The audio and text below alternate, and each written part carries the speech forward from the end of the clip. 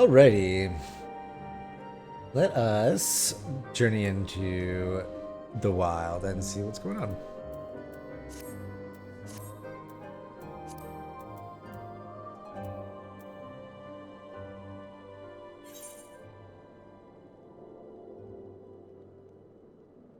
Okay, we have a ways to go.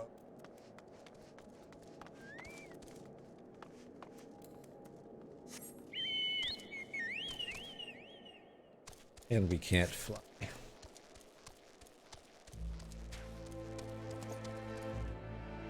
Oops.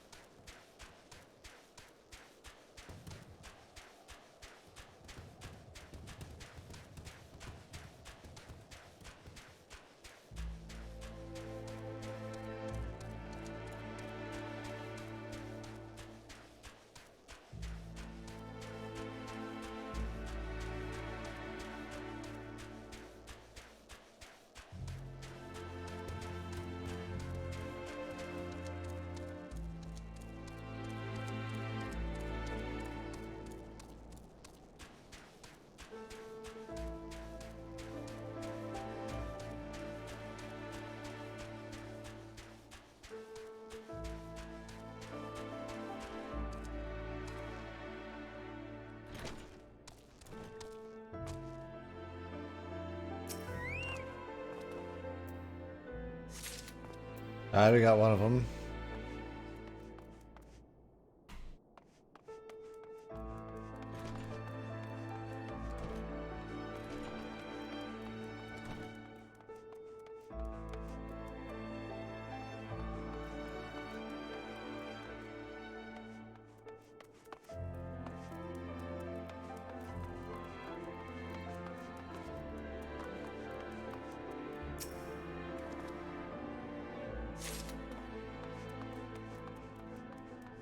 Perfect.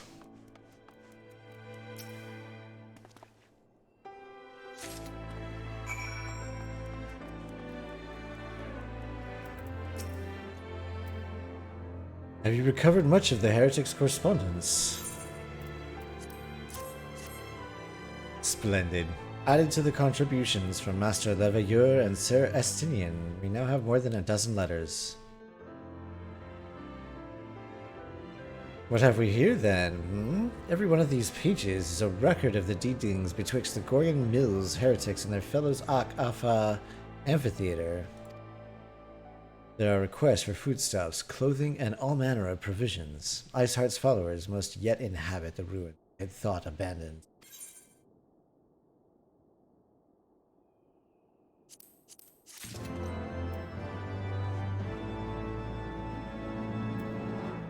What's up, Sus? How you doing? I didn't get tired of it. We're just playing something else. We're playing more Pokemon in the night. Don't you worry about it. There will be so much of it.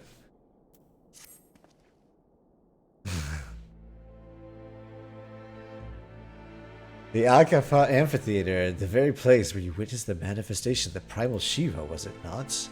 That is our destination. The journey will be long indeed. The amphitheater lies on the other side of a treacherous tract of ice and snow that cannot swiftly be crossed. Then we must place our faith in the Ethernet. As you may recall, our dear friend Moonbrita succeeded in recreating the Ak-Afa beacon after it had been destroyed by Lady Iceheart. At the time, it was assumed that the resultant Aetherite would only be temporarily viable, but given that the heretics of Gorgon Mills seem to have been in regular contact with their brethren at the amphitheater, I'll wager it still functions. I suggest we make for the Aetherite within Snowcloak without delay. Correct me if I'm wrong, Estinian, but in the course of mapping the Snowcloak tunnel system, a passage was discovered leading out into the Western Highlands, was it not? Might it not be possible for us to reach the Aetherite from this side of the wall? I am not Admiral O-Dog? Oh, I totally am. Dude, of course. Look at the... It's a fun MOBA. I'm like a MOBA dude now, and I enjoy playing it, and it's super easy, and it's fast, and it's helping me learn MOBAs. I love it. And perhaps when I get good enough, you and I can team up on it, and you will at least have one teammate who knows how to play the game. It should. Oh, I see. I took my contacts out for the night, but I will have them back in. I love how I went on this whole rant about it being about playing games. Like, nope, it's about glasses. As turned, our posted soldiers in the Western Highlands entrance after the tunnels were cleared, but they will not deny us entry. I'm glad you're paying attention, Size. It's good to know. I'll have to stay on my toes.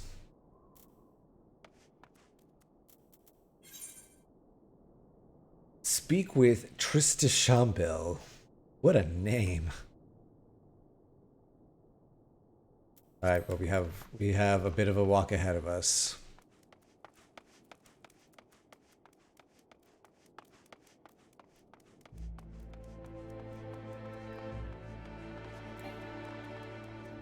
What's going on with you, my man?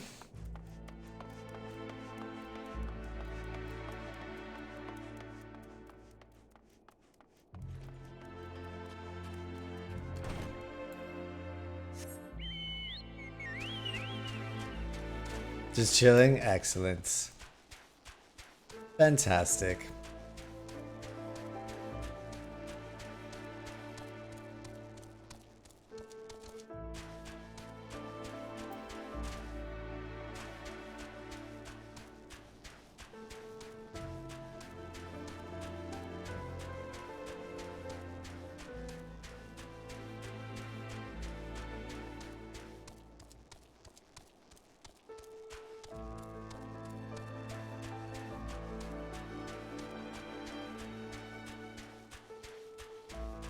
This music is so peaceful.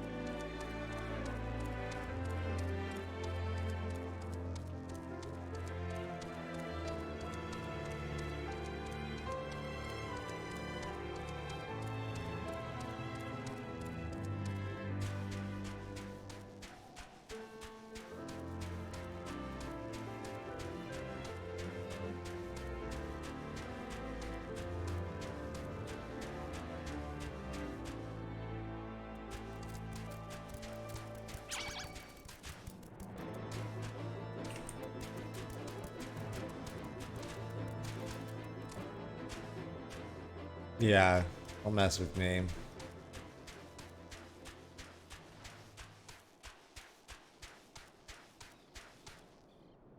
Ooh, that's a big dude.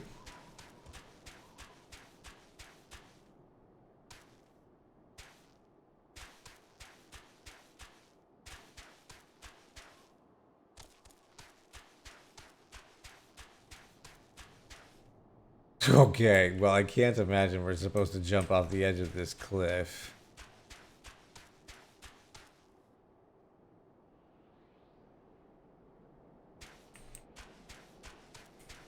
Oh, shit! Okay, we almost died.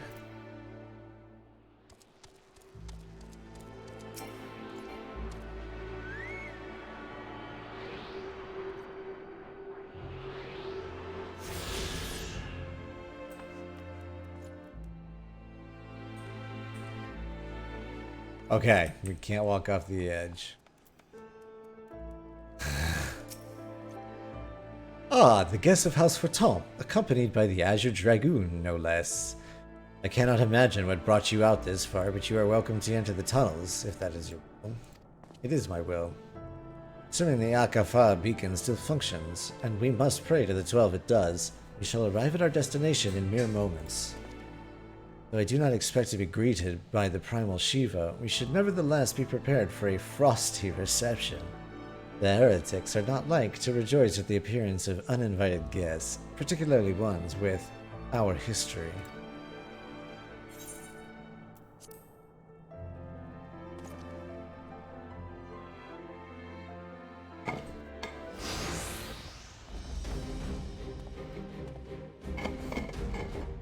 An impressive structure. I wonder how many ages it has endured. Mayhap you should ask its occupants. They seem a friendly bunch.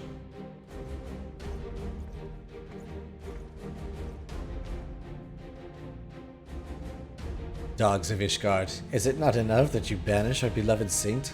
Will you not be satisfied until the ice is slick with the last drops of our blood? Stay your weapons. We come under the flag of parley. We wish only to speak with your mistress, that we might broker a peace. You think us fools, boy? It will take more than honeyed words to earn our trust. You walk with the Dragon Slayer, and we know all too well what he is capable of. My reputation precedes me. They give us little choice. Come, brothers, my dragon wings bear us to victory.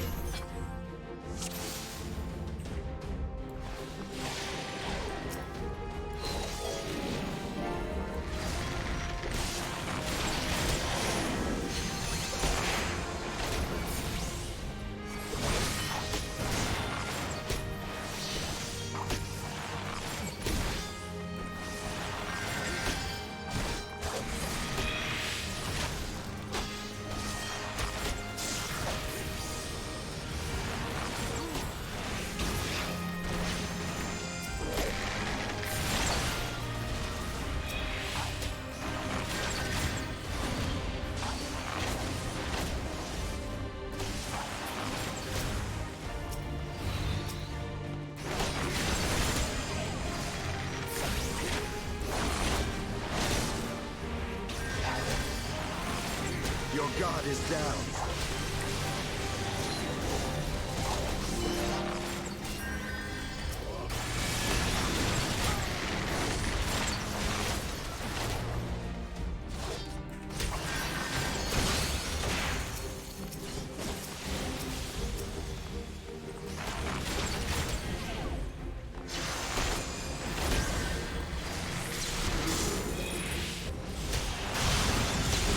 Oh my.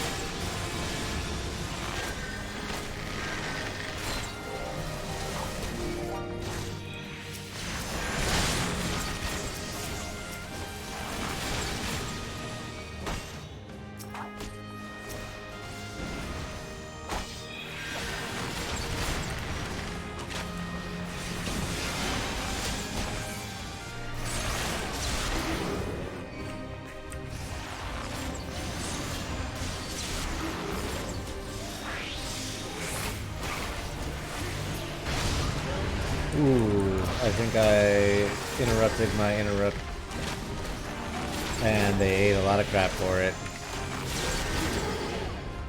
They being my teammates. Oh my goodness.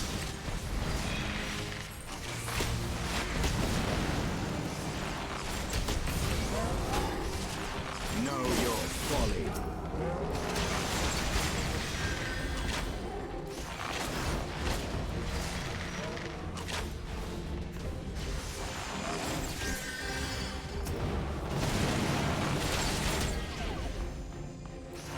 Focus. Release.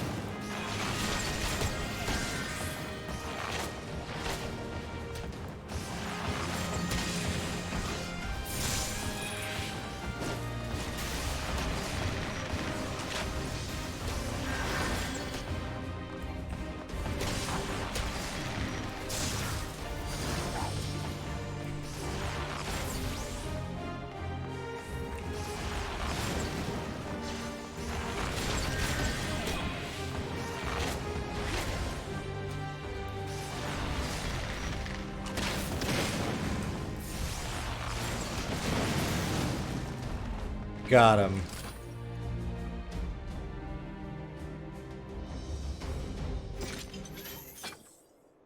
They fight like demons. 'Tis death to remain. It is death to remain. Fall back, brothers. Repeat to the cinders. Or report to the cinders.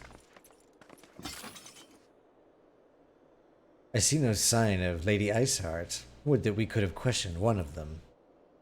What would you ask that we do not already know? They make for the cinders, and so must we.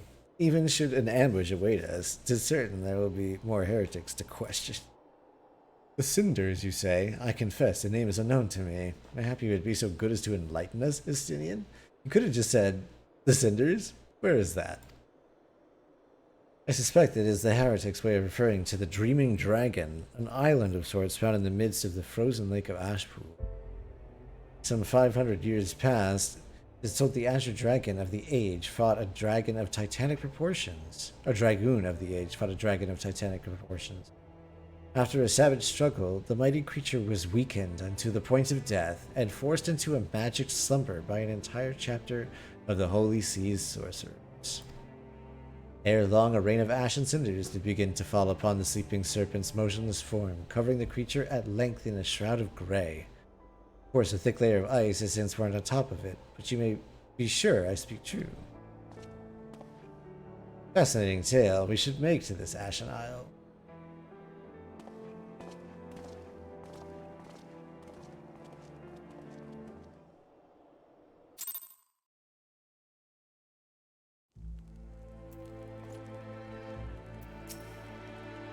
The Dreaming Dragon lies far to the west. Before we approach the frozen beast, however, there is another place I would visit first. I am told the Convictors have set up camp in the Twin Pools. Their leader, Gentilot, may have information of use to us. Ah, but mayhap you are not familiar with that name either. The Convictors are dragon slayers, after a fashion. But I'm willing to wager that they encounter their fair share of heretics. If we are indeed walking into a trap, I would learn all there is to know of our foe. A sound suggestion. Let us speak with these Convictors, then. Temper our haste with a measure of caution.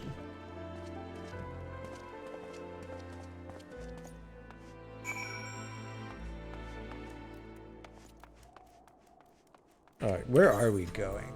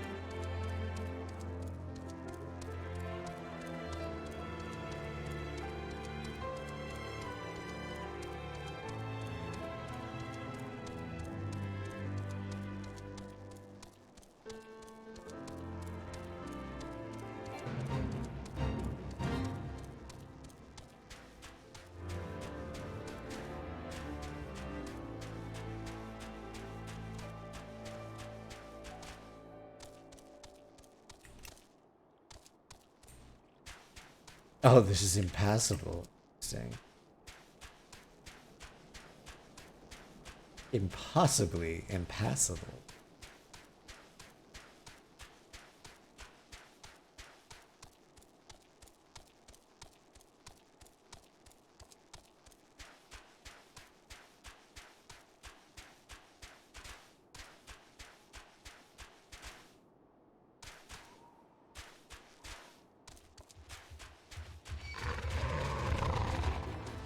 Oh, a polar bear. Not interested. Leave me alone.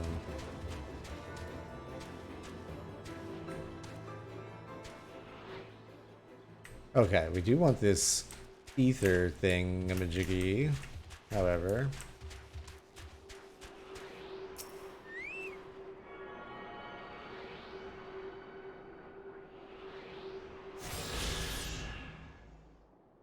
Save the animals? Yeah, I'm all about saving the animals.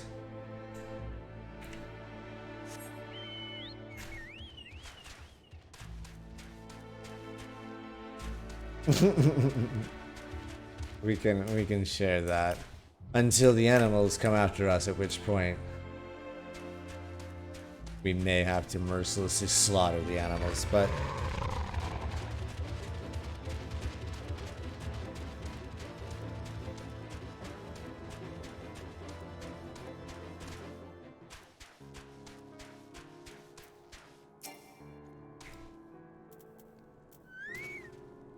talk to me, Gentilio.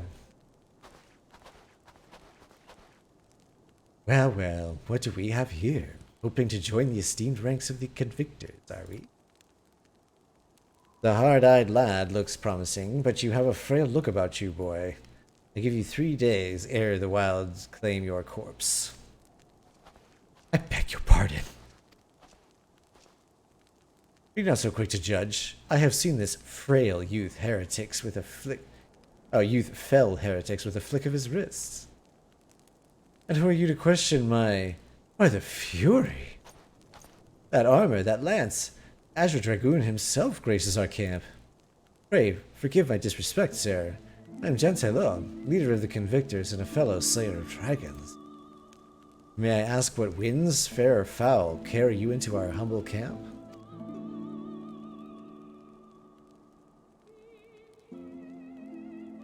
Ah, Lady Iceheart, is it? I know her by reputation, but I'm afraid I've seen naught of her or her people. That said, my own men can be somewhat lax when it comes to making reports. You may wish to question them yourselves. Oh, thanks, Haas. Annoying Haas. Gate Haas.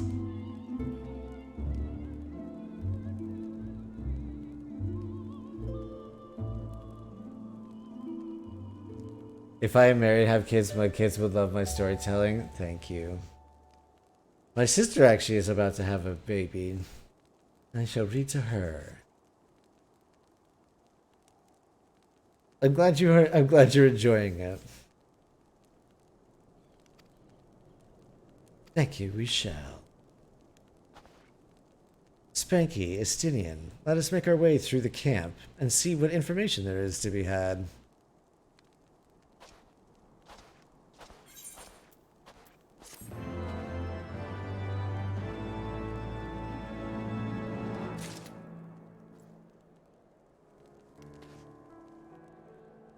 There's Alfino.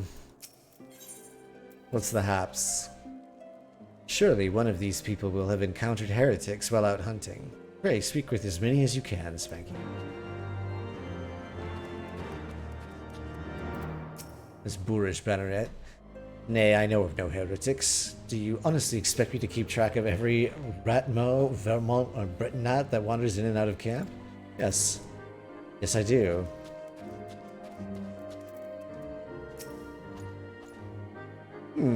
Are there any heretics in the area? I have not the faintest idea. Why a heretic could pass under my very nose, and I should be none the wiser. I hunt dragons, my dear fellow, the big ones. Forever do I scan the skies for signs of my prey. I care not for the miserable creatures that scurry upon the ground. Ew, it's fucking jackasses.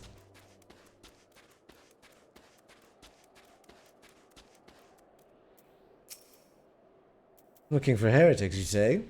Why don't you go and bother Pure Quit or someone? Pure Quit?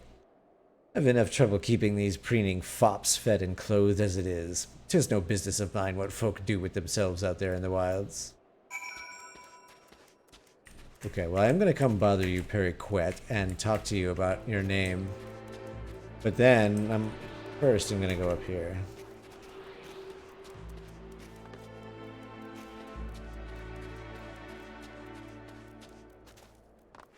If I can get up here. Okay, there we go.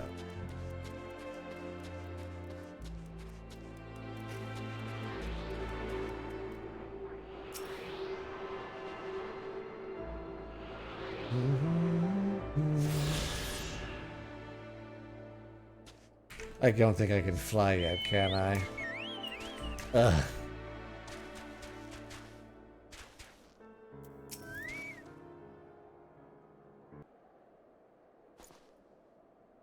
Something I can help you with, my lord.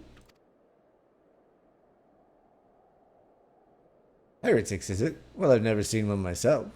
But that ain't to say I haven't heard a thing or two. And they're delicious. We would be grateful for any information you could share with us. The gods know we've gleaned precious little from talking to the rest of these people. If it please, me lord, I'm Pure Quet, a soldier by trade, though not much of one, if I'm honest. If it weren't for the love of stabbing folk that I took up the spear, see. No, it was by order of Sir Jantelo's father. Still, as long as they keep paying me wages, I ain't fussy as to what they have me do. Not everyone's as patient as me, though. Plenty of low-born lads who get pressed into service start grumbling before they've seen their second battle. And once they've got to thinking how unfair it all is, don't take much for the heretics to turn their heads. From what I hear, the simple promise of freedom tends to do it. That may explain how Lady Iceheart was able to expand her following so swiftly. Sad to say, some mates of mine gobbled down the heretics' tripe in as for seconds. Told me they were off to the Western Highlands to light a signal fire. That's how you know. That's how you let the heretics know you're serious about joining their ranks, apparently. Send up some purple smoke and the bastards come to you. This game is full speech would be so awesome. I know, right? Really so awesome. I wonder, it seems like there's more speech in this expansion than there was before, and this is also older stuff, so I wonder if there's more in the current expansions. Is that so? Why then am I minded to start a fire? It really would be nice to not have to read it all.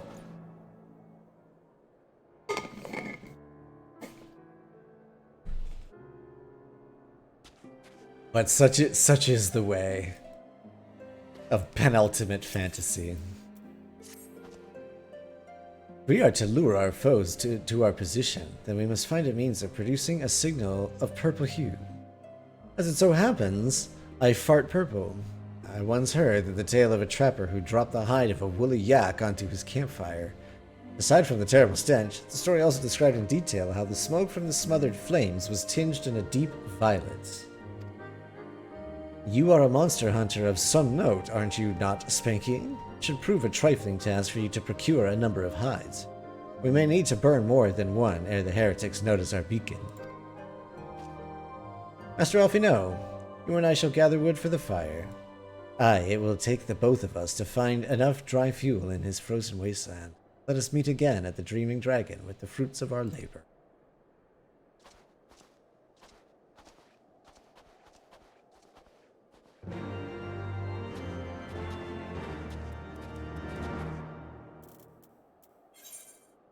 Alright, we need to find woolly yaks.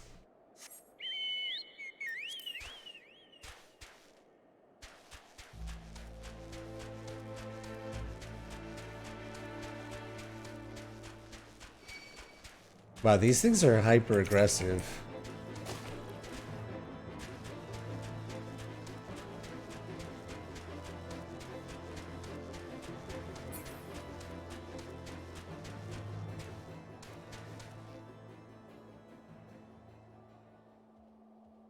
What is that? Oh my god, if that's the thing that we have to fight, that ether current is going to be annoying to get to, so let's figure it out now.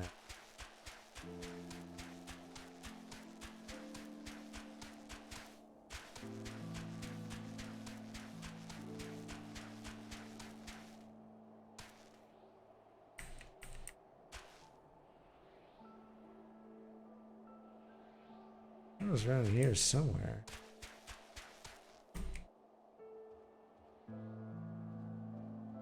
It is.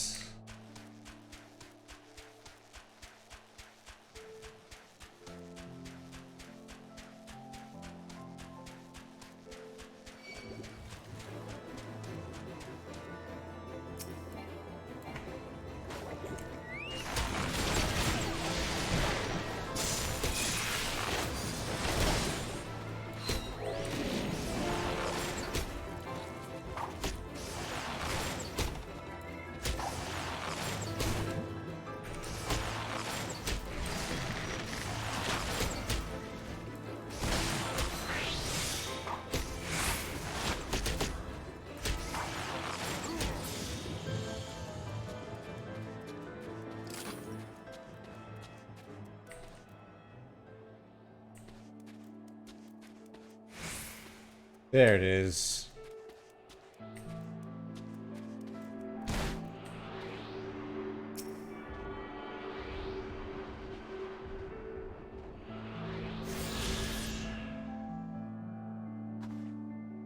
Alright, well, we gotta kill this thing.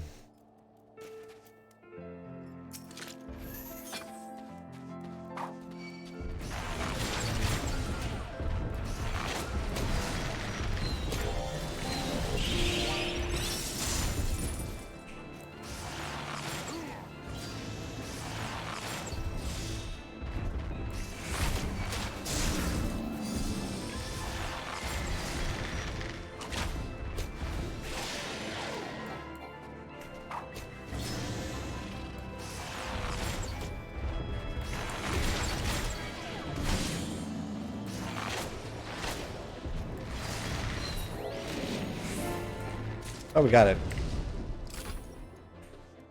I think it was huge.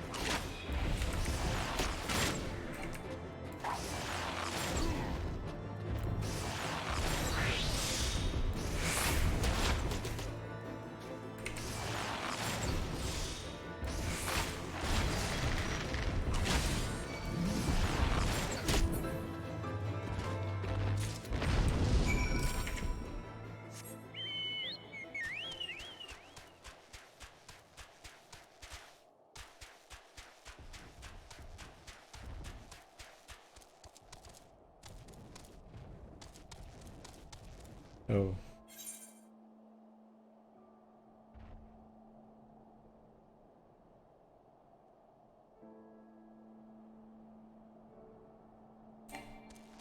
Alright, so we'll just go back this way. Lunchtime. Fantastic. Spicy ramen.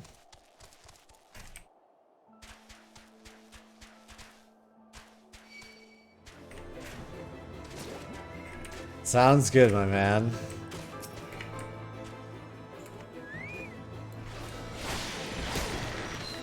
Have a fantastic lunch.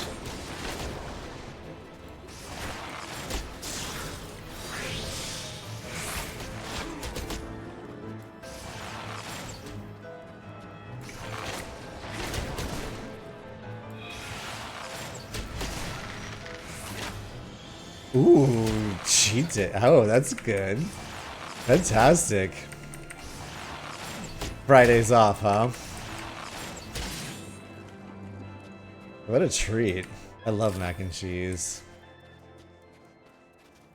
Very good.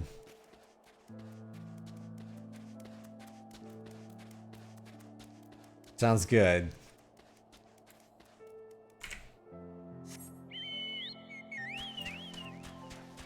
Ugh. These things will just not leave me alone.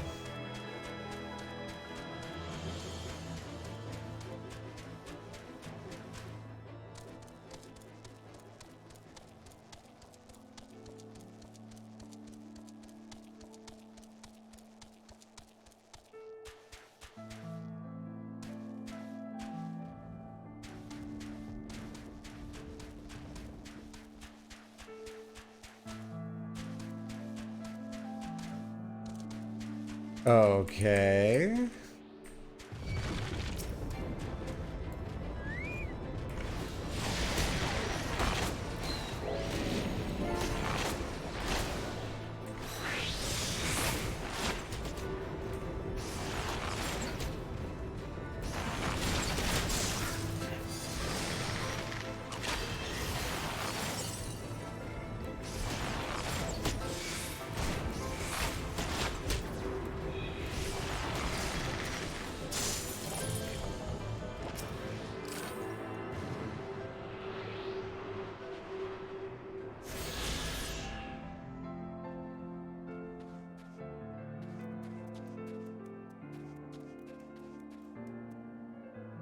Oh, there they are.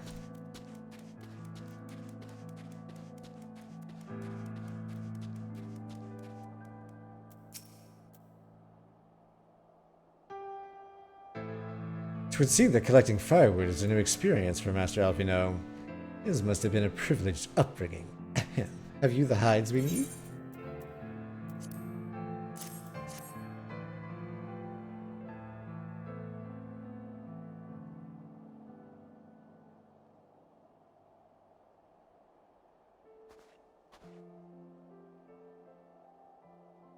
Ah, I should have known it would be you. Ooh.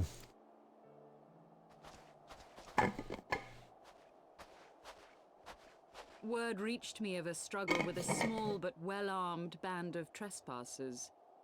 Forgive my comrades their hostility. Few come here uninvited, and fewer still with good intent. Now, tell me why you are here.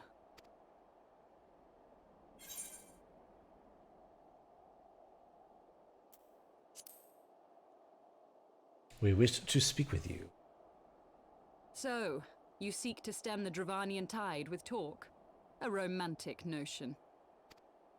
If you but knew the truth, the spark which lit the flames of this animosity, you would understand the futility of your quest.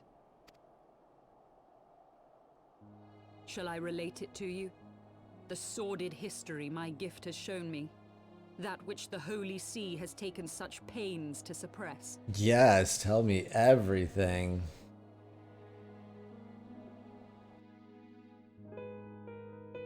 'Twas more than a millennium past when an Elizan tribe first sought to claim the lands of Kurthas as its home. Unfortunately for them, Kurthas was already home to dragonkind, and they were not inclined to make way for the invaders. Thus did a bloody war begin. A war which might well have rumbled on until one or the other side was exterminated, had it not been for the resolve of a single woman. That woman's name was Shiva. Oh. While those around her fought and died, she attempted to parley with the dragons, and in so doing discovered them to be possessed of profound intelligence and reason. The great worm, Hraesvelgar, in particular so enchanted Shiva that she found herself growing to love the creature, whom her people considered a monster. In the eyes of a near-immortal dragon, however, the fleeting life of an Elezen is as that of a freshly cut rose. Scarce has the flower bloomed before it begins to fade and wither. Such melancholy musings plagued Hraesvelgar, who had found in Shiva an unexpected and beloved soulmate. Aww. He knew that all too soon, death would snatch her away from him. Unable to bear the thought of their separation, the maid bid the worm consume her, that their spirits might be entwined for eternity. Though loath to perform the deed, Hraesvelgar ultimately gave in to her plea, and soon thereafter the tale of their ill-fated love spread throughout the two warring factions. No more could they raise blade or claw against one another, knowing that the souls of their kin were so inextricably bound. In the days that followed, man and dragon learned to live in harmony, and together built a nation unlike any the world had ever known. For 200 years did this blissful age of peace continue, as it would to this day, had vilest envy not stirred in the hearts of the Elezen. It is said that worms owe their longevity to the boundless reserves of vitality found within their eyes. And 'twas in this belief that a traitorous band of knights deceived their allies of some 2 centuries, and took by force that which they coveted.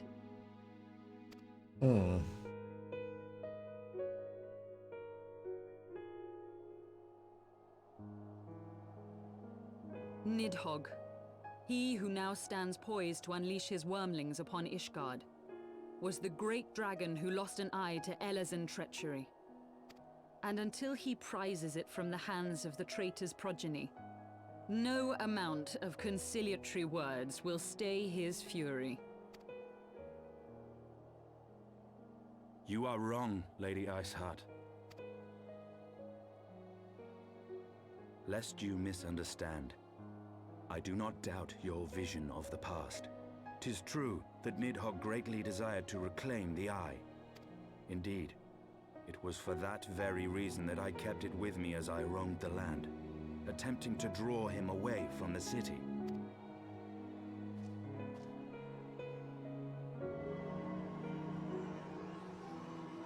There it is. Good gods. Until recently, Nidhogg seemed unable to resist its allure and pursued me relentlessly. Needless to say, that is no longer the case. Now, it would seem, he has fixed his attention on Ishgard itself, though he knows full well the Eye does not reside there.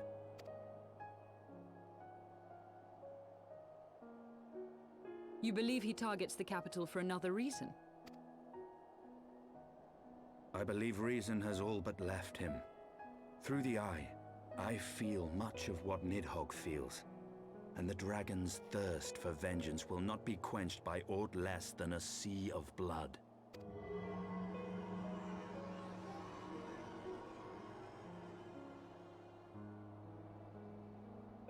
If Nidhogg is indeed lost to reason, might we not seek an audience with Hraesvelgar instead? He has thus far shown no inclination to aid in the invasion of Ishgard, and may yet welcome our efforts to broker a peace. You still believe that a peaceable solution can be found? Very well. I will take you to him.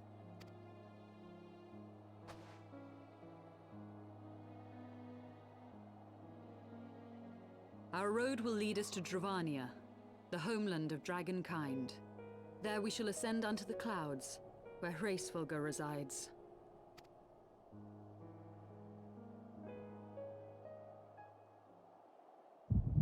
Oh, what's going on?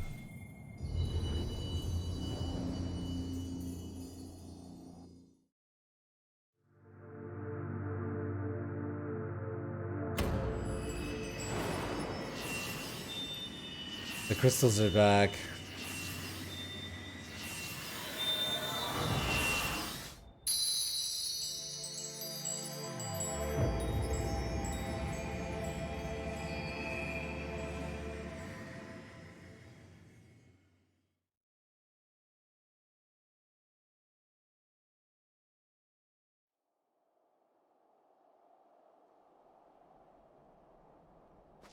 Is autumn mist, my friend?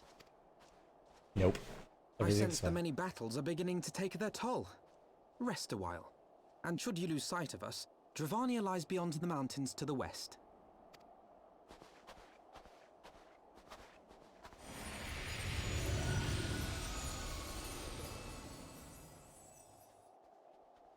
Curious. The vestiges of thy mistress's blessing are not as faint as once they were. Ooh. Thy will to succeed grants thee unusual fortitude. But will it be enough?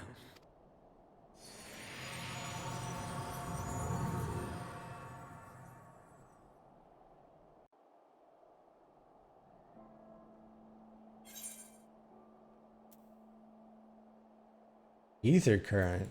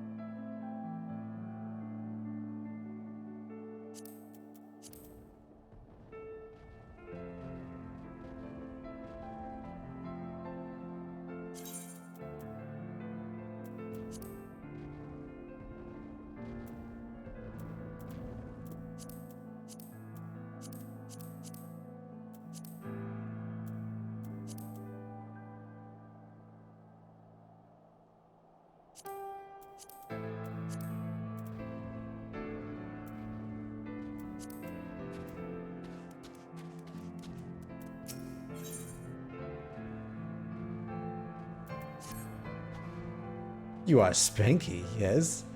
Pray address me as Isail if you wish. 'Tis passing strange, is it not, that fate should bring us together thus?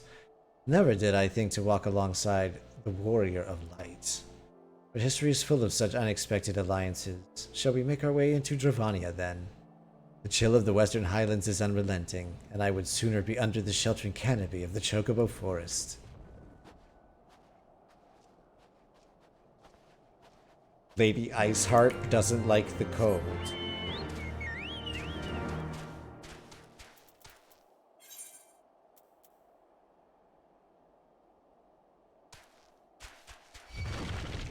Oh, I see.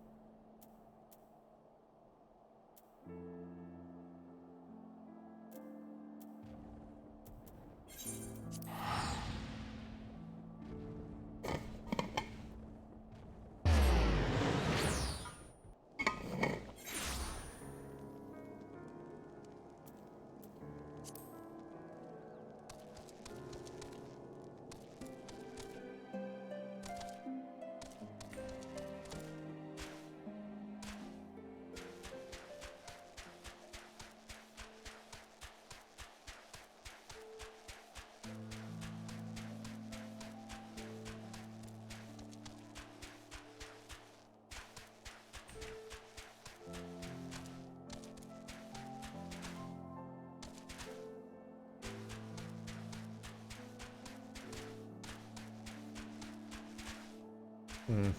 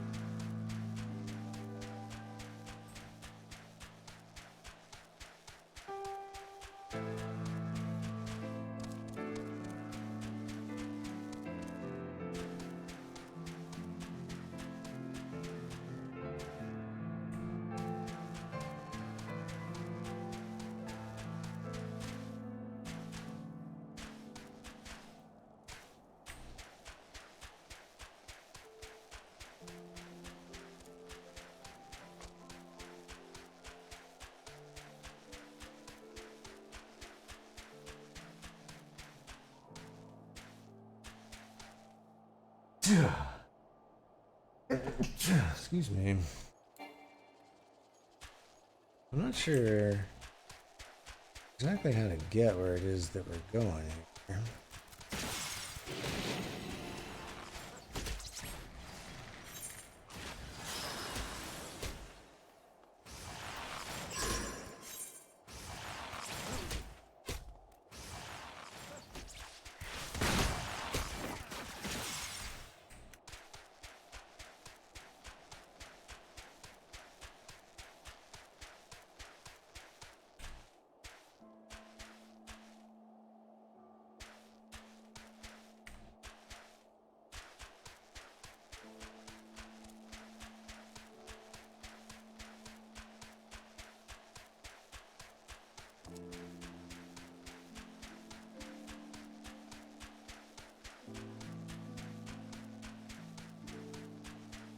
I wonder if we can leave out of the back and get on top of this mountain.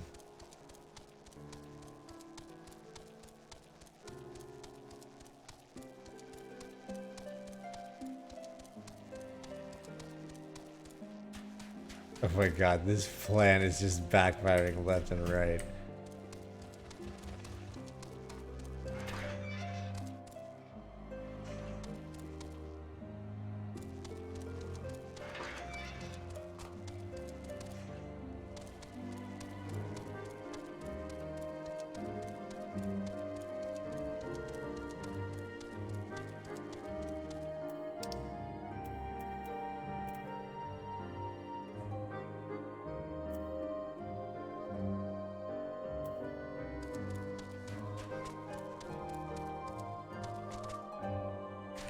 This is where I wanted to go, out back here. Doesn't look like that is possible. Okay.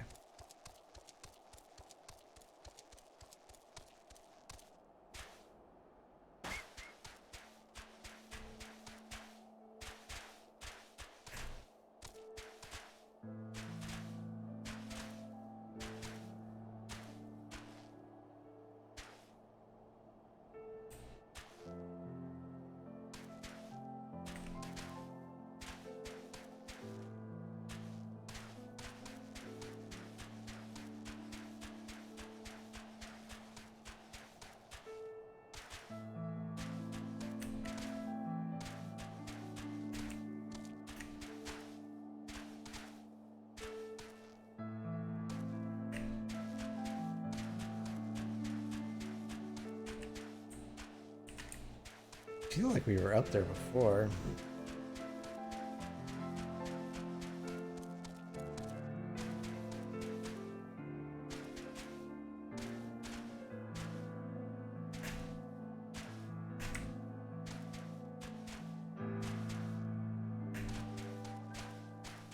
Okay.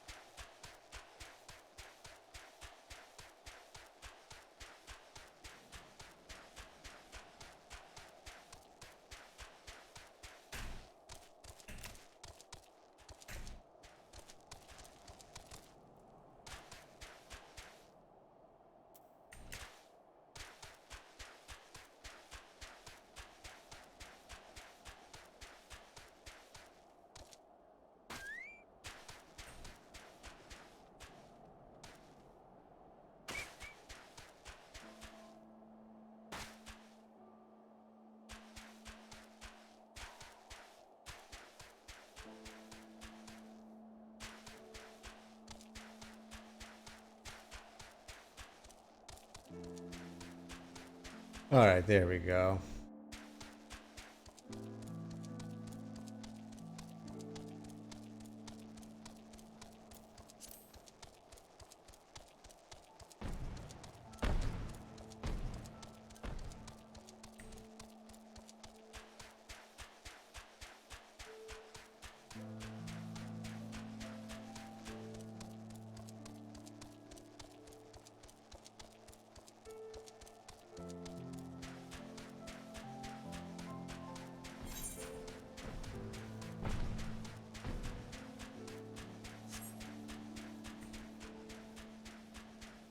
A Yeti cave. Like, did we just... I think we just wandered into a cave here for really no reason. So I'm gonna walk right back out of it.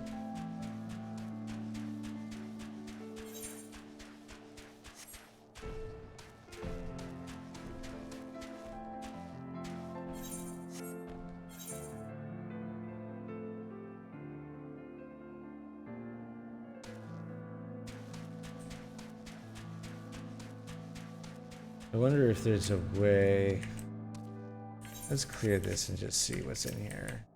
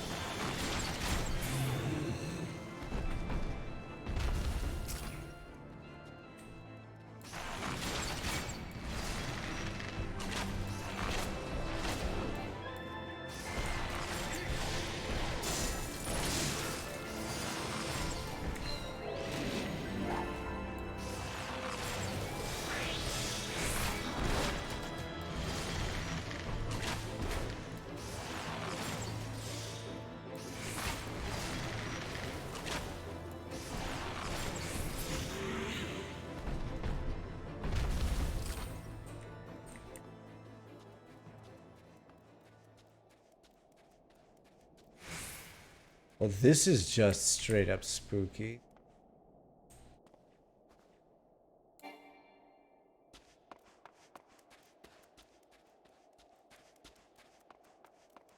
Oh, one of those two? Okay.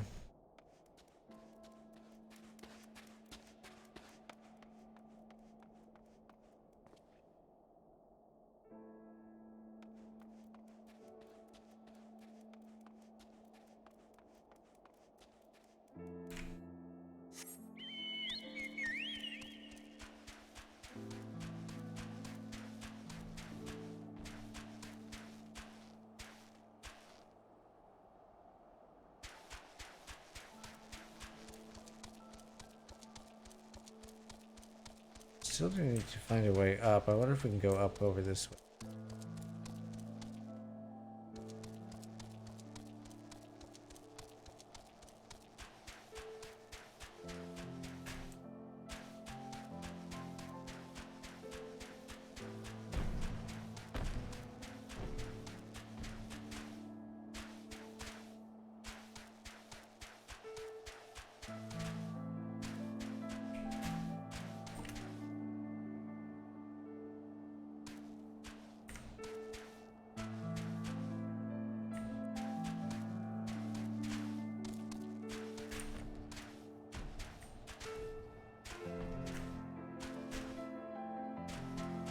I swear to God, I feel like I need something with this ether current so that I can fly over the mountains, but I don't know where it is.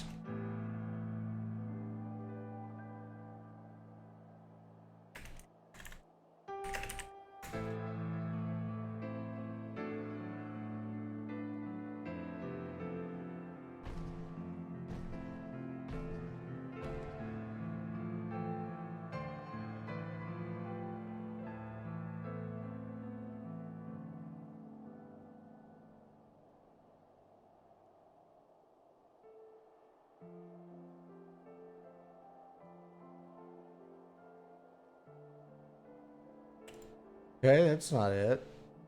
Let me see.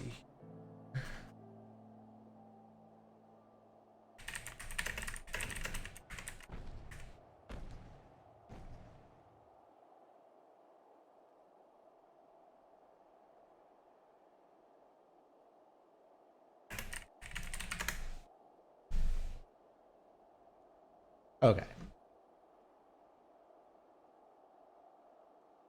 We have to get really just out of this valley. That's really all we have to do. We just have to get out of this valley.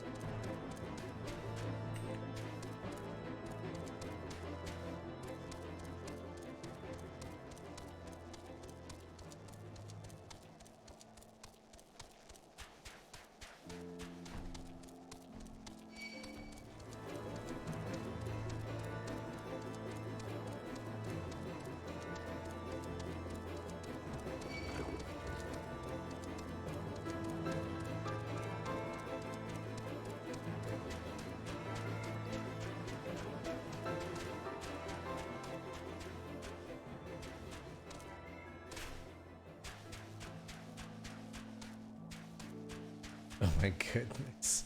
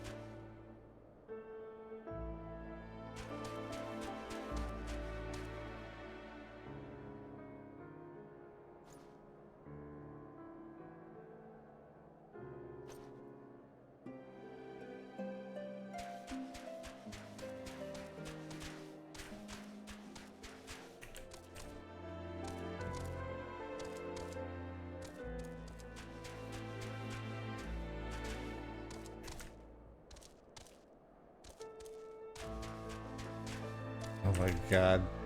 You can just get up here.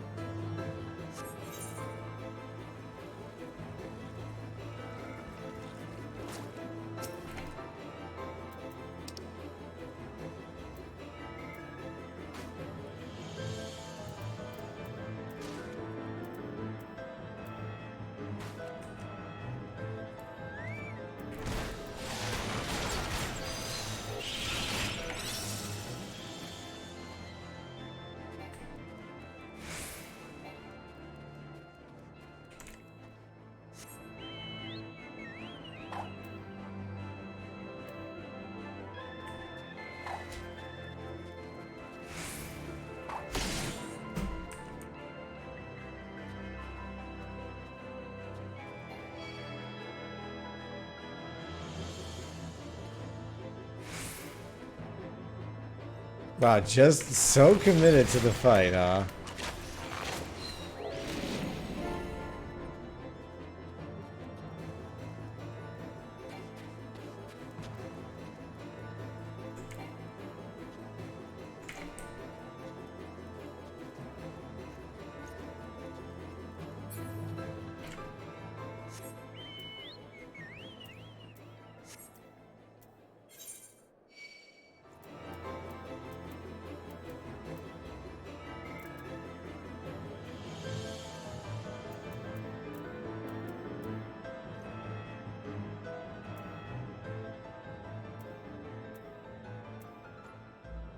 Okay, we can get to Dravania up here. Maybe this is the direction to go.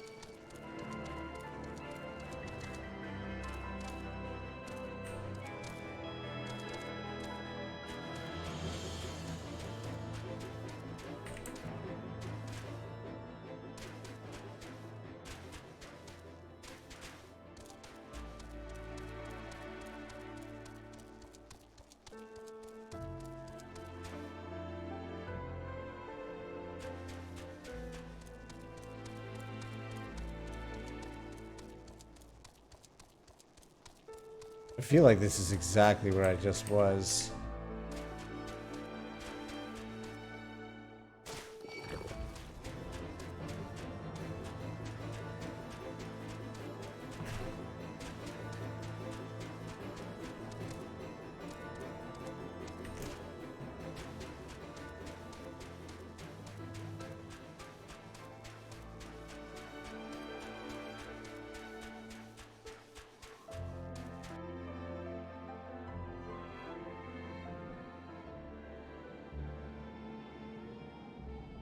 Beyond Abalathia's spine, the great mountain range that spans the continent of Aldenard from east to west. Into the deepening shadows of Som-Al, where lies the ancient home of dragonkind.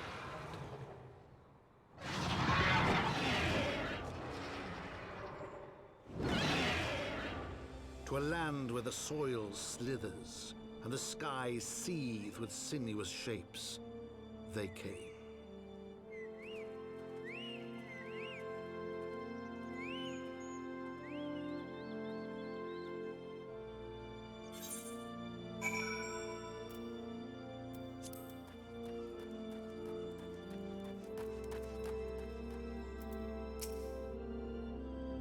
We now stand on the threshold of Dravania. The path to Som-Al will take us far to the west, beyond the embrace of the forest branches. It will be a long and demanding journey. Might I suggest that we take our rest at the village up ahead and see that we are properly provisioned? There's a village here, but I thought these lands the sole domain of dragonkind. Why would anyone choose to live in so perilous a place? The wild chocobos. Tailfeather was built by hunters who make their living capturing and selling the beasts. Their leader, Marsachump, is an acquaintance of mine. Being a gregarious sort, he will no doubt welcome our arrival, and he will also possess more recent knowledge of the road we seek to travel. I trust there are no objections? Only to the ceaseless chatter. If we are to meet this acquaintance of yours, let us do it before Ishgard burns.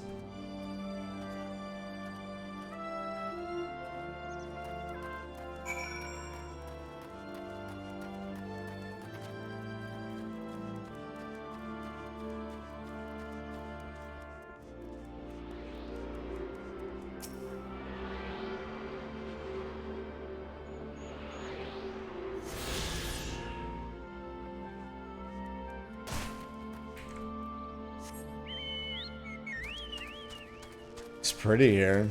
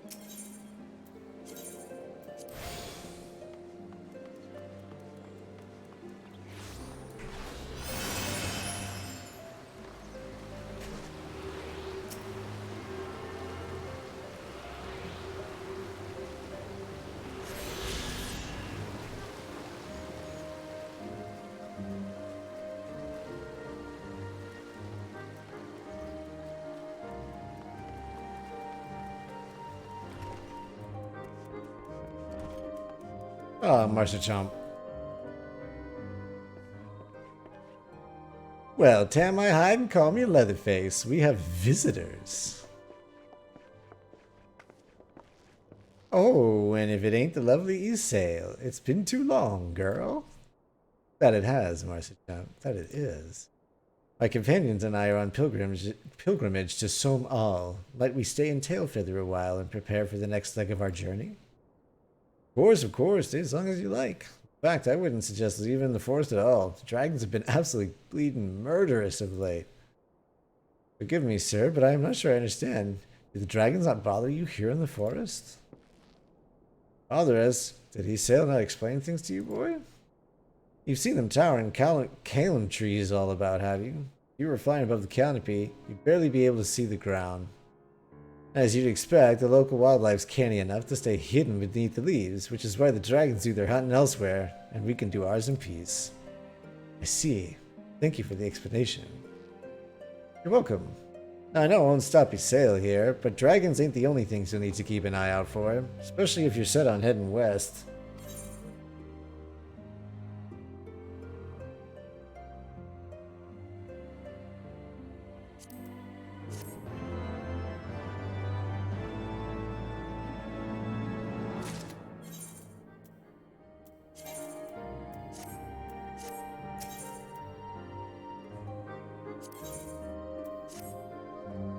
dare say you're wondering what could possibly be worse than dragons, eh?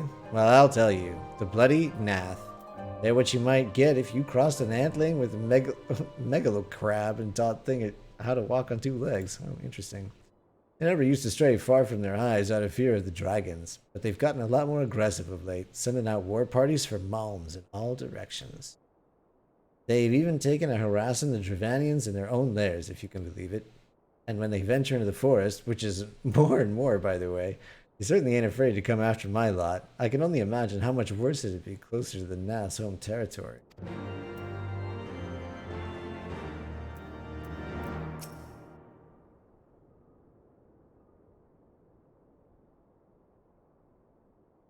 It would seem much has changed in Dravania. The Nath were not wont to cause such strife when I lived here. You lived here in Dravania? Aye. 'Twas in the time following the calamity. My family was dead, my home was gone, and I had fled from the bitter cold into these lands. I knew not the paths of the forest then, and wandered out from under the protection of its boughs. It was when I chanced upon Resvalgur.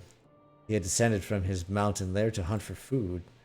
My exhausted mind could not contend with the sight of the majestic worm, nor the vision of the past his presence visited upon me. Thankfully, Marcachamp found my unconscious form at the edge of the trees and nursed me back to health, and in Tailfeather I remained for some time. Hence your familiarity with the locals. But I interrupted you. You were saying these Nath were once a peaceful people? Peaceful would not be the most fitting description. They are a fiercely territorial tribe, and any who intrude upon their domain are attacked without hesitation or quarter. Outside the borders of their homeland, however, they are rarely hostile. Indeed, we were even able to trade with them on occasion. They have changed then. What of it? We have not the time to creep through the underbrush on some roundabout route. I say we make straight for Sohm Al and crush any unruly insect we meet. A more direct path, then. Very well. Let us first follow the trail west out of the forest and make for the statue of the Stained One. There we should have a fair view of the road that leads to Sohm Al. Shall we? Get out of here.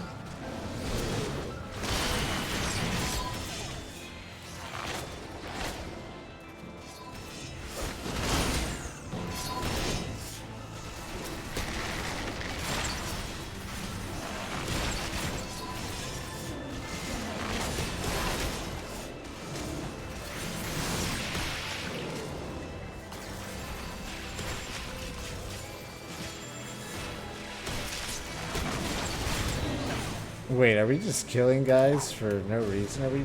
Oh, there we go.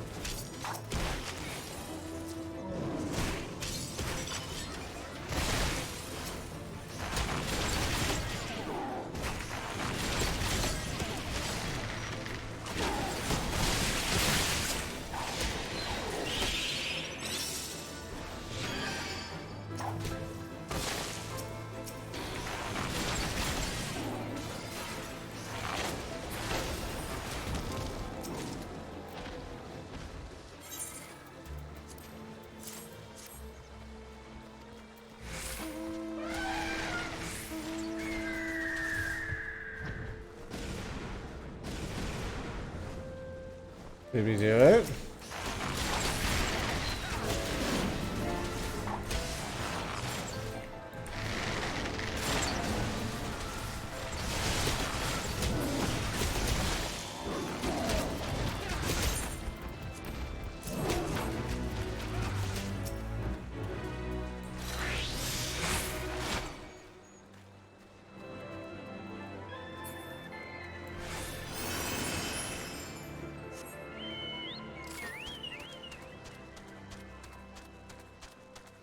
Alright, nice little workout there. Nice little exercise while we stop on our way.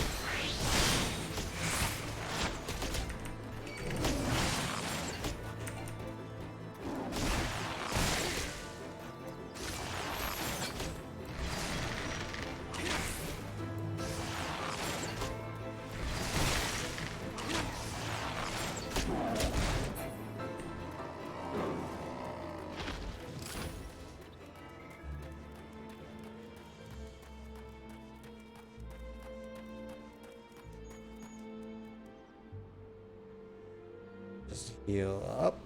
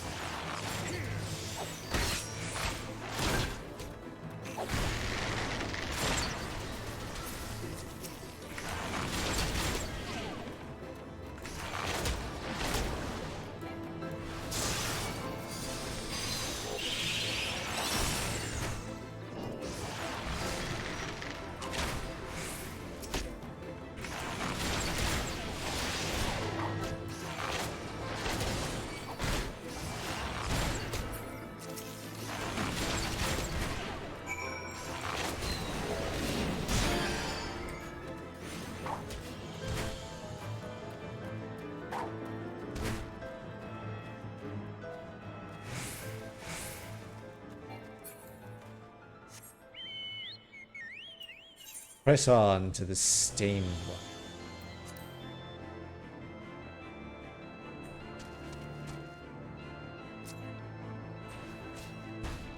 this thing really still chasing me?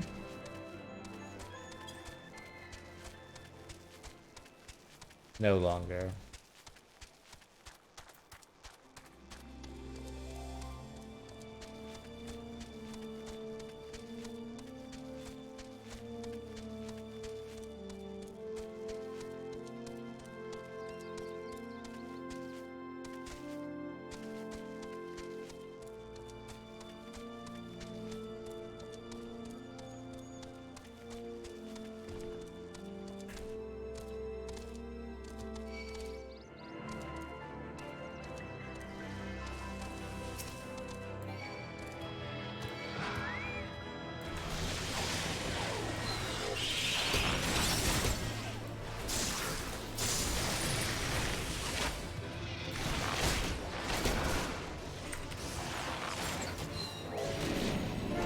Oh no, they all came over.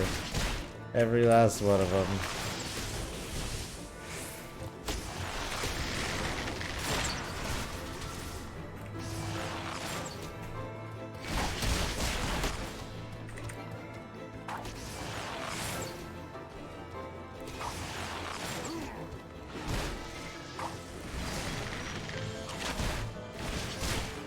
Oh, I'm dead.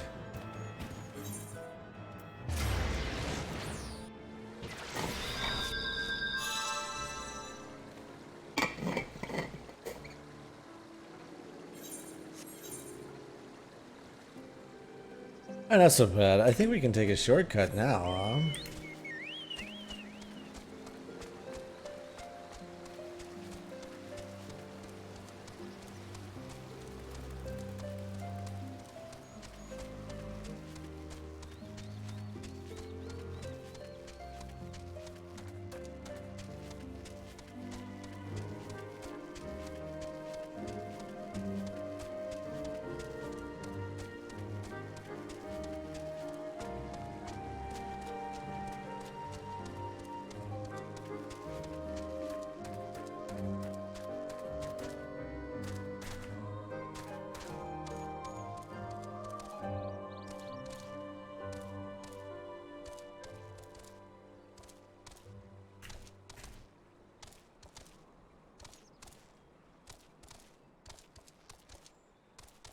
God, I miss flying. Okay.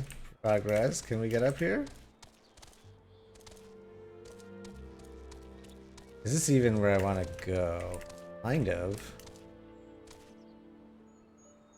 Never mind. Maybe no shortcut after all. And we just have to go back the way we came, and I just have to face the fact that I died, and we have to go back to it.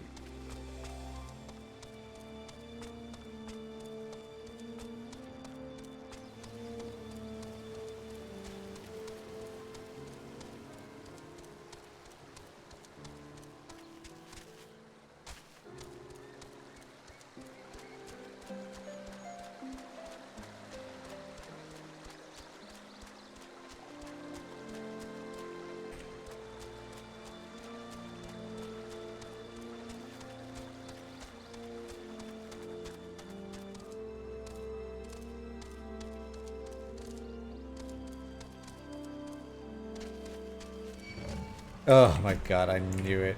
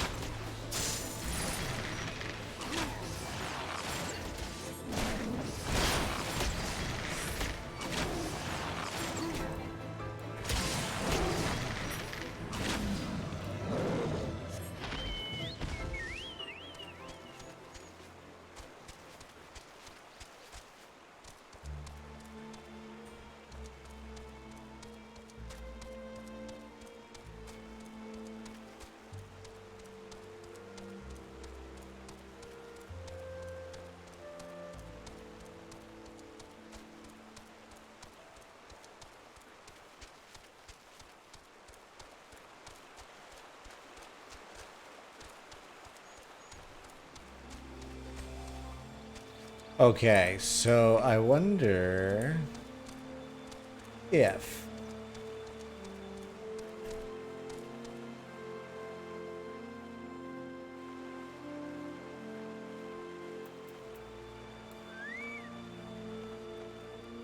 Maybe I just sneak through here if that's possible.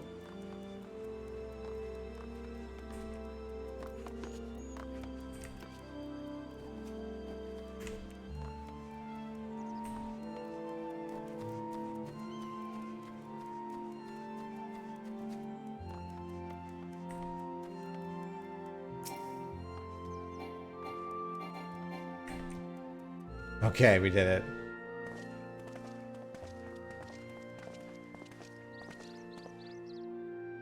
Should we chance to meet Marsichamp again, remind me to thank him. He had not warned us to expect the Nath. Had he not warned us to expect the Nath, I doubt we would be standing here. Mid ruins that I would tentatively describe as Ishgardian? Style, if not quite identical, betrays a definite resemblance. You have a scholar's eye, Master Alfino. The structure is in fact over 1,000 years old. It is a remnant of the age when our ancestors and dragonkind lived together in peace. Oomph. You claim this is evidence of our harmonious past? I was taught that these buildings were constructed by heretics in honor of your Javanian masters. This rebel inspires no such awe in me. Stubborn fool, how desperately you cling to your the false teachings of your beloved Holy See. Enough, both of you. You threaten the success of our mission with this incessant squabbling. Spanky, pray, reason with these two.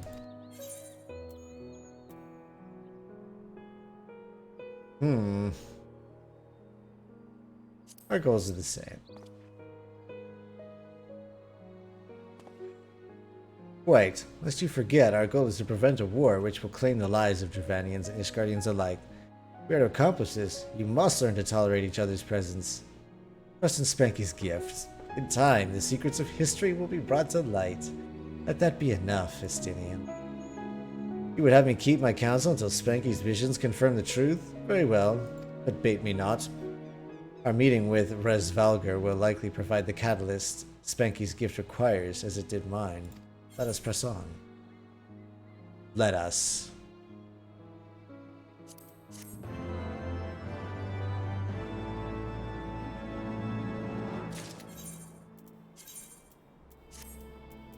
Ooh, fancy new shirt. Spy you the three great towers to the west? Ishgardians know them as Onyx Trine.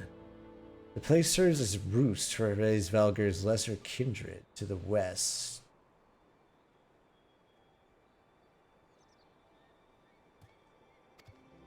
If we are to reach the peak of Som-Al, then we must first beseech these dragons to open the way.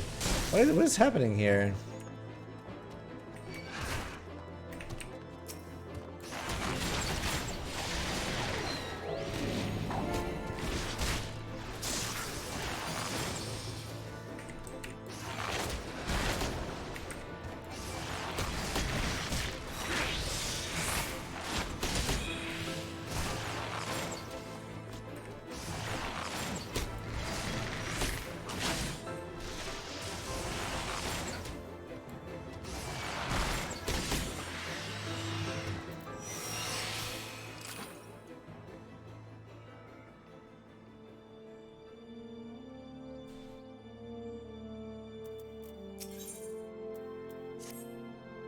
As you were saying.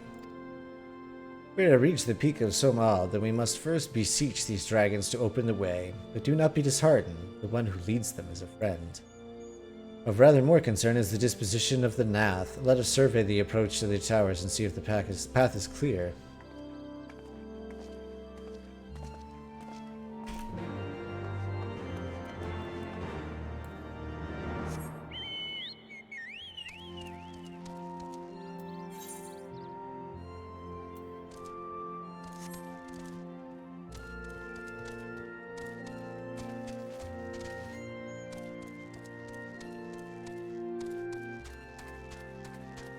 The smoldering waste sounds delightful.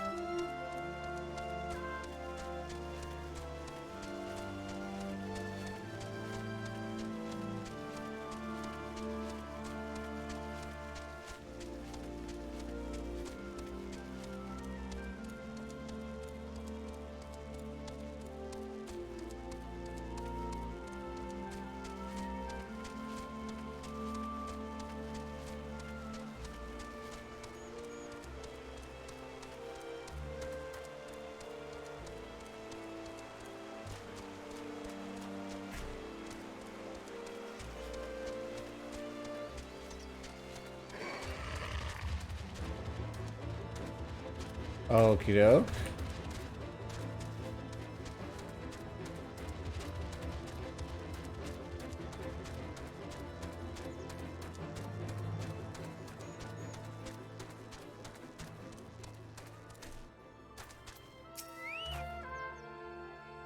As I feared, the road ahead is teeming with Nath soldiers.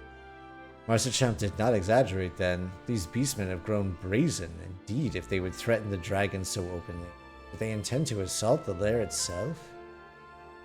I pray they do not. Mighty though my Dravanian friends are, they are yet vulnerable to the Nath's muskets. There is no route save the one before us. Should the beastmen offer battle, we have no choice but to accept.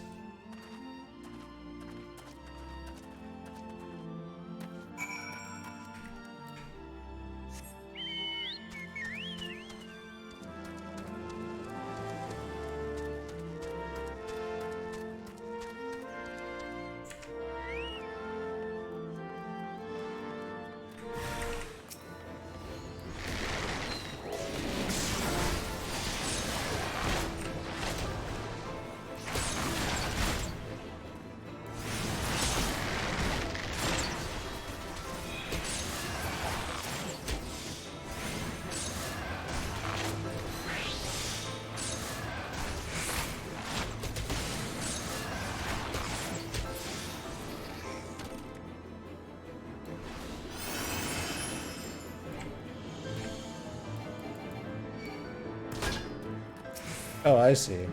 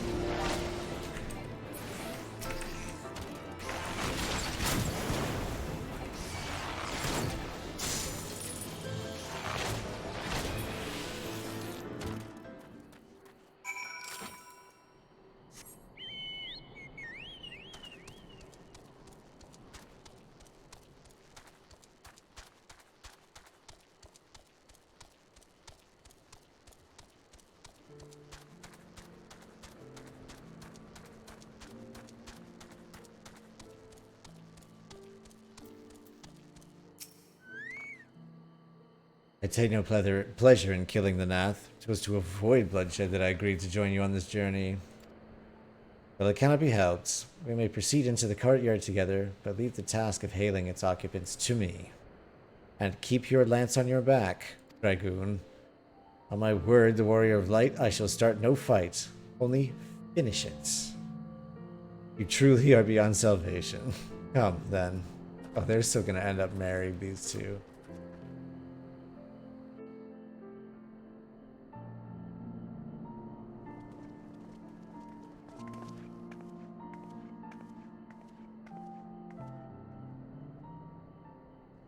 Vidofnir!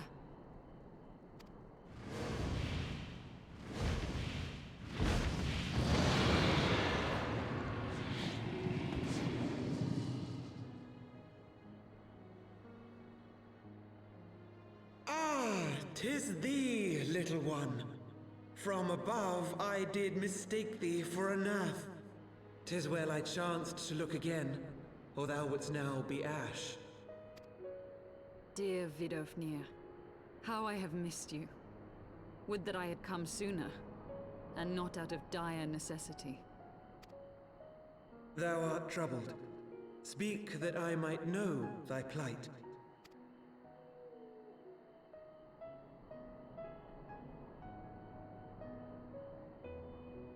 Thou wouldst have father admonish his brood brother. I would end this war without further bloodshed. How am I to believe thee, little one, when thine own companion beareth Nidhogg's stolen eye?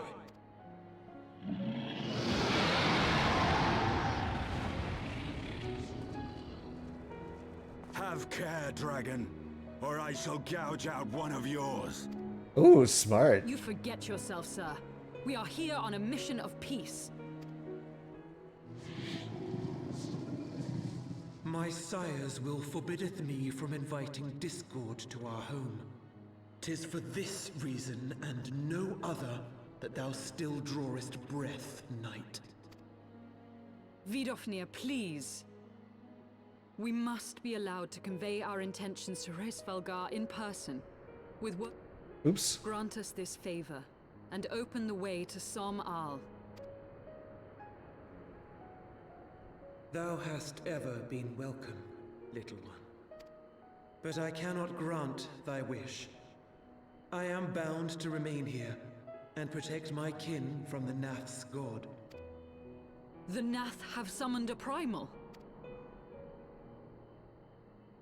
It's that whale.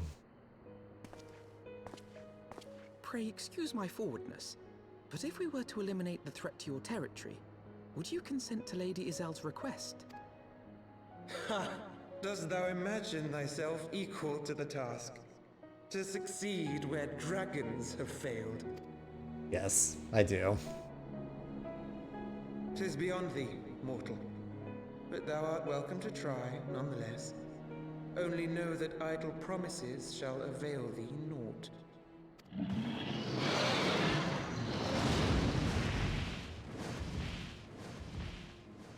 It would seem we have no choice but to make good on Alphino's offer. Why must our every bid for peace breed yet more war?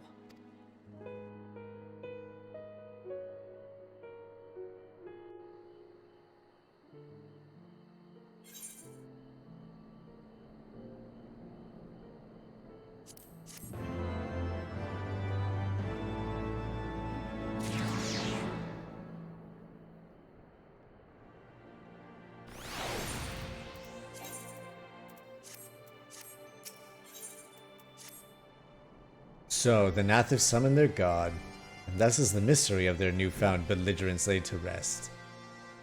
Are you not glad, Lady Iceheart? I thought you would applaud them for summoning a primal to further their own ends. After all, you did. I did not reach out to Sen Shiva to further mine own ends. I desired her strength only to forge anew the peace between man and dragon. But what a fool I am to speak of peace to you, a bloodthirsty savage who murders without thought or compunction.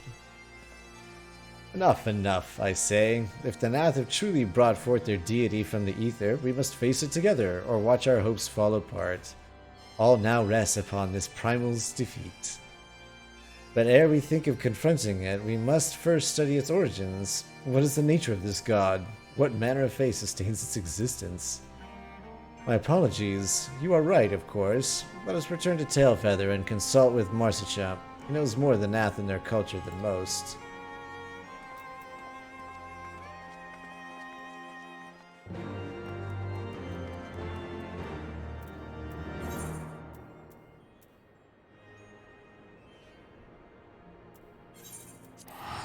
Oh wait, hang on. Nope, nope. I think there is an ether here.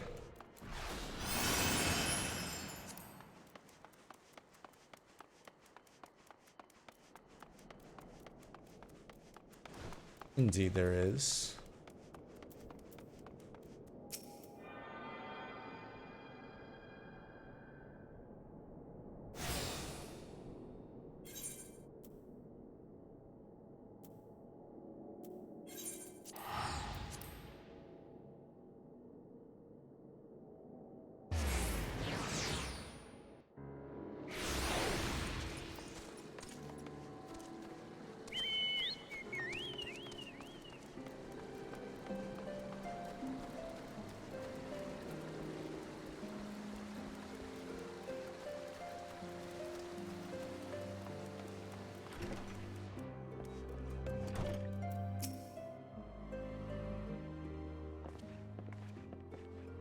Oh, back already, are we? Met the Nath, did you? And what is it you'd like to... Summon a primal, you say? 7 hells. Well, I don't know bugger all about Nath religion, if I'm honest. Beyond their trading habits, there never seemed much point in asking. But it shouldn't be that hard to find out. From time to time, we barter with a small hive to the north and west of here. Outcasts from the main tribe, from what I understand. I reckon they'd be willing to tell you a bit about themselves, if you give them the right incentives. That sounds promising. What exactly would a Nath consider to be the right incentives? Oh, nothing your average hunter couldn't scrounge up in a day or two. But seeing as you're in a hurry, you might want to divide the chores amongst yourselves. You'll want a good-sized jar of land trap nectar, a basket of calm tree fruit, and always a Nath favorite, a generous portion of young Nanka flesh. I shall gather the fruit. Leaping to the lower branches of those forest giants should present little challenge to me. I shall collect the nectar, with Master Alphino's arcane assistance.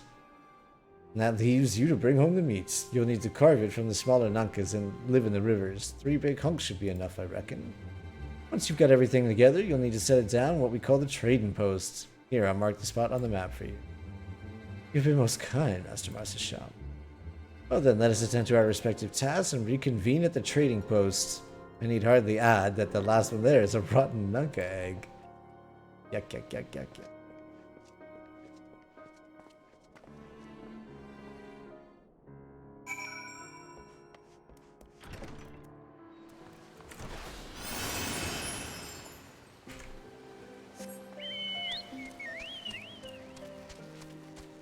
No, we can't get out of that.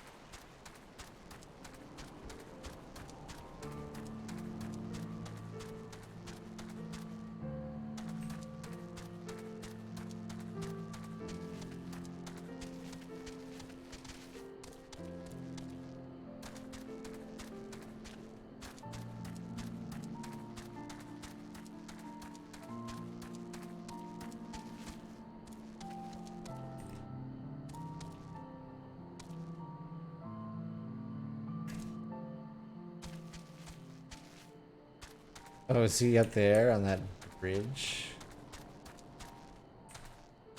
Oh, there he is.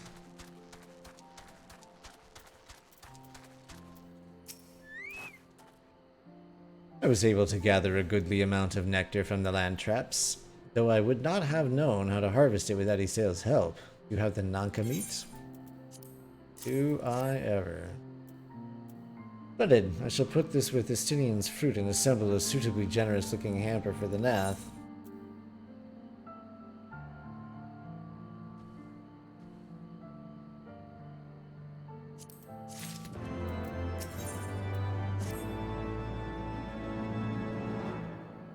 Well, everything appears to be in order. Assuming no one has any objections to my choice of presentation, I shall place our offerings at the trading post as instructed. Were I of the Nath, I think I would be suitably impressed.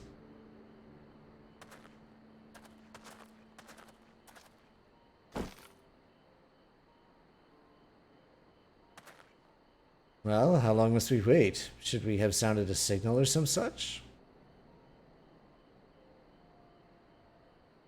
Calm yourself, Master Alfino. Our offering has not gone unnoticed.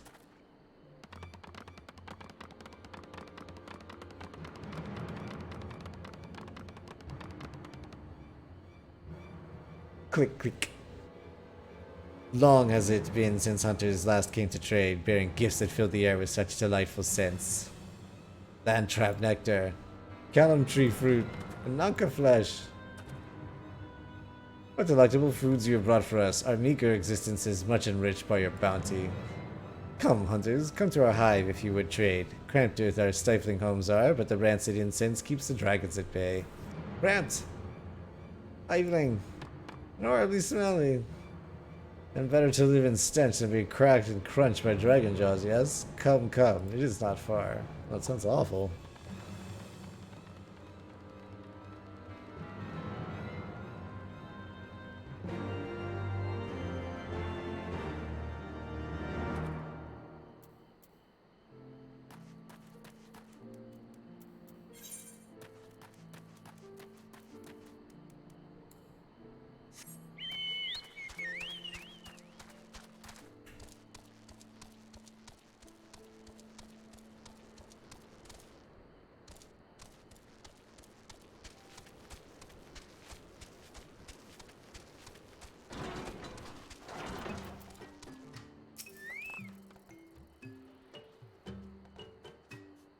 Click, click. Your presence has been announced to the storyteller. You must speak to our chosen leader in words, for we are Vath. We are the non-mind.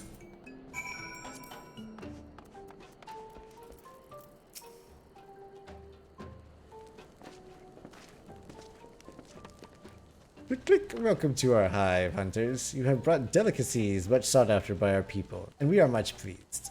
What would you have in return? Honored Elder, pray allow me to begin by thanking you for welcoming us into your home, and for accepting our humble offerings. My companions and I are come in search of knowledge, specifically knowledge of your people's god. Knowledge alone? What strange hunters you are, but if it is words you desire, then words you shall have. We are the Vath, the non-mind, and to speak is our fate. You will hear the tale of the Nath's god, the god of one mind summoned into our midst. The one mind? These are the Nath who reside in the main colony? Yes, they are. Connected. But let us begin the story at its beginning. Some moons ago, a single dragon flew in from the east, bleeding and weak. It fell from the sky and into the hive, where it was sworn by my brethren. And with spear and spell and musket, the dragon was slain. It was likely one that had fled the battle with my kinsmen. I should commend you for finishing the job. Ah, snap. Dragons are fierce and terrible adversaries. The one mind would always cower when their winged shadow passed over the ground, but no longer. They had learned that a battle-weary Gervanian was easy prey. Thus did the one overmind decide to heed the words of the black-robed men. The one mind would call forth our god and unleash his blades upon the dragons. Gervanian lands would become Nathlands, and ever larger would grow our domain. But our god ever hungers. The price he demands in crystals far exceeds the rewards for this war. We of the Vath despise and revile his insatiable existence. Oh.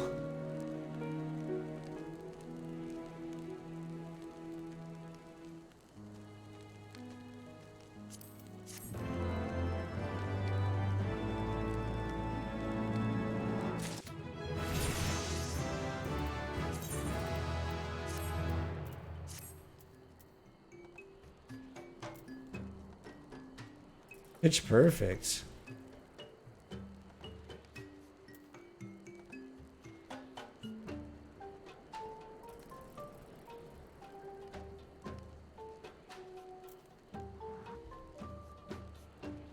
Poesy 100 when repertoire stack is 1.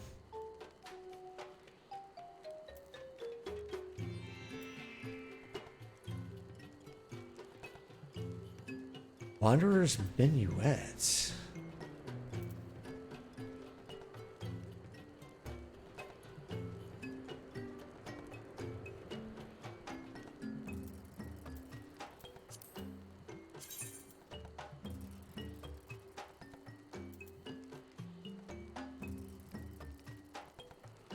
Oh, I have to go get it.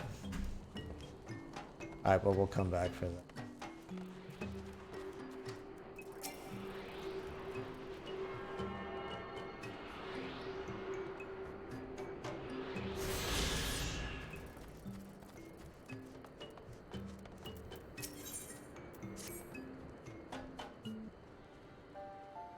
I call upon the power of a primal for the greater good, conscious all the while that I do so at grave cost to the land.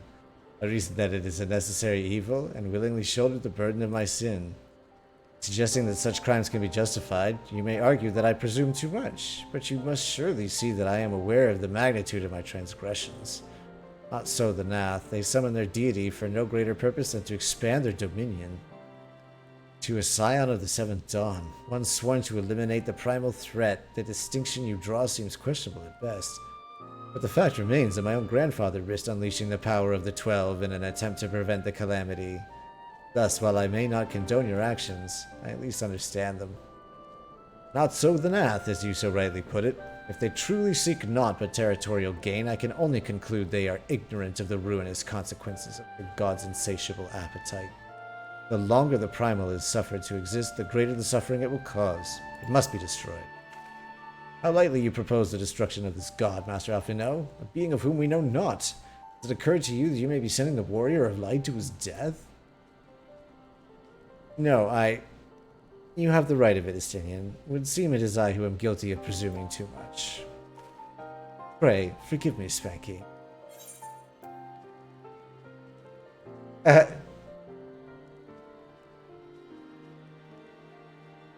We're gonna say nothing. We're gonna keep Alphinaud on his toes a bit.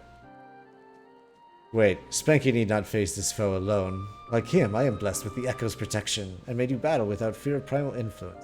Let me bear this burden. Truly imagine yourself a second warrior of light? Remind me, how many primals have you faced, my lady? Not that it matters. We know not where this god resides, or how to challenge it. Unless you mean to pray until it appears. Stinian makes a valid point. Let us speak with the Vath, and learn how best to secure an audience with their deity. In this, at least, I may be of assistance.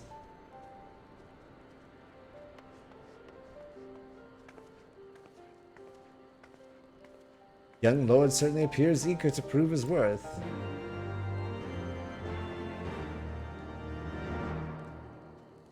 Who wouldn't be?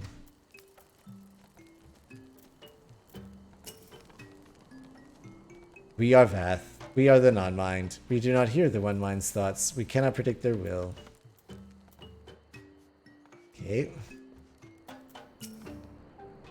Click, click. Put this idea from your minds, generous hunters. If you meet with our god, then he will have your souls. Surely you are not so generous as that.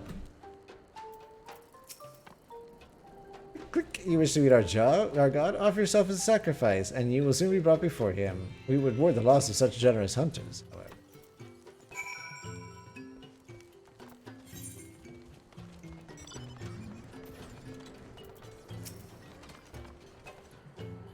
You are generous hunters, yes? Many gifts you have brought, but not enough for all Vath to enjoy. Maybe you could bring us just one more? We are very fond of Nanka flesh. Yes, the meat of a young Nanka would make a fine repast.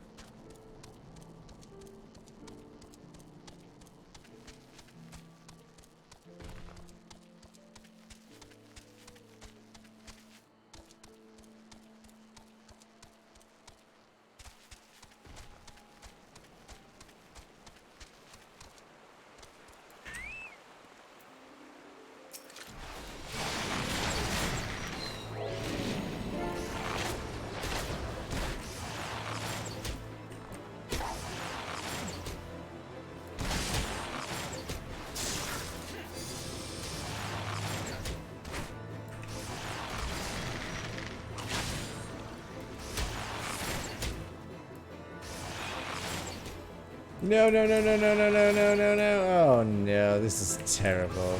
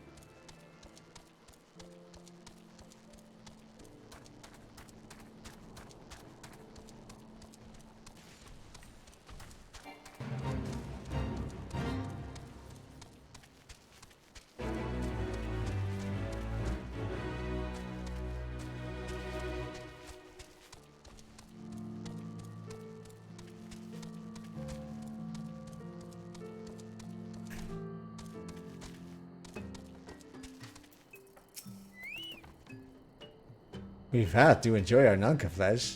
Have you been out hunting, yes? Another gift for the Vath? So unexpected. Yes, you have more of the words you strange hunters hunger for. Listen now.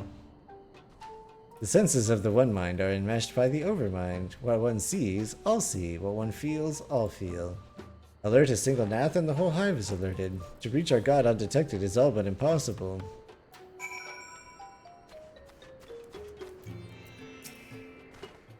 The Vather want to allude to certain concepts without explanation, but I believe I'm beginning to grasp a few of the fundamentals.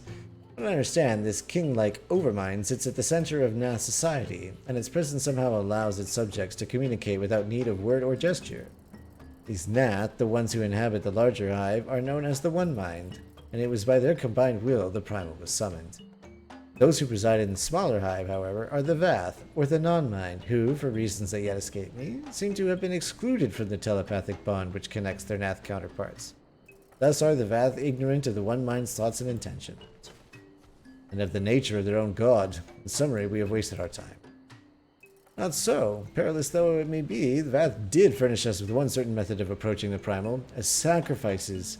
If we allow ourselves to be captured in the environs of the colony, the Nath will bring us before their deity to make an offering of our souls. Forgive me, but let us be clear about what it is you propose. You mean to say you would deliberately provoke the Nath, surrender yourself into what might generously be termed their custody? Wait till their god arrives to claim your soul? Aye, that fairly well describes my plan. You will join me in this endeavor, will you not, Spanky? Judging by the great risk you took to prevent the summoning of Saint Shiva, you are not the man to err on the side of caution.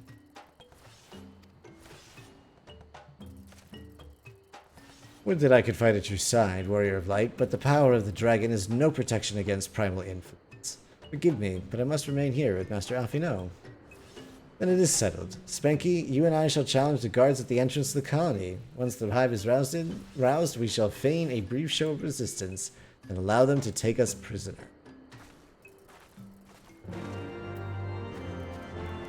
Alrighty. I think I'm going to leave it there for tonight.